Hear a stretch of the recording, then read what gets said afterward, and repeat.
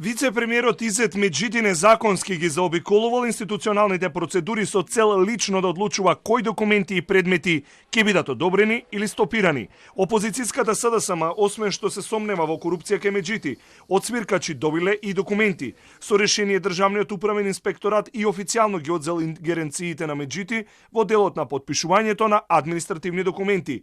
Со ова решение јасно се потврдува дека незаконските постапки на Меджити биле детектирани и санкционирани, потенцираат од СДСМ. Покажува дека Меджити ги пречекорувал своите законски овластувања, лично подпишувал предмети без законска основа и без почитување на процедурата за административно постапување.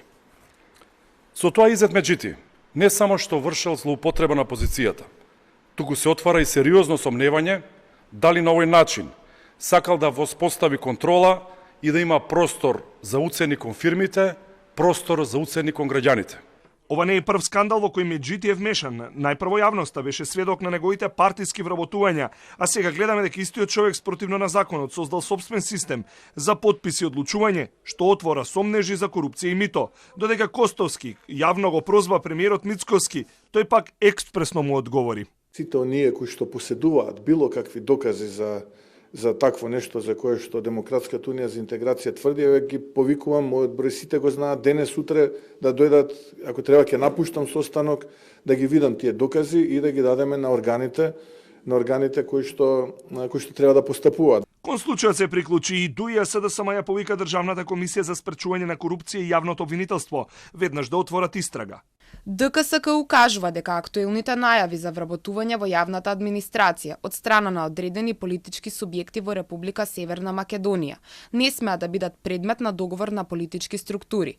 Секое вработување мора да биде во согласност со закон, по мерит систем и без никакви влијанија.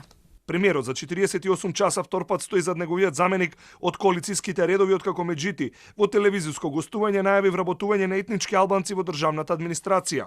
Нема нарушување на односите меѓу партнерите во владината коалиција, но некои министри се обидуваат да си го зголемат рейтингот, одговори Мицкоски и Викендов прашан за отворениот судир меѓу вице-премиерот Меджити и министерот Минчев.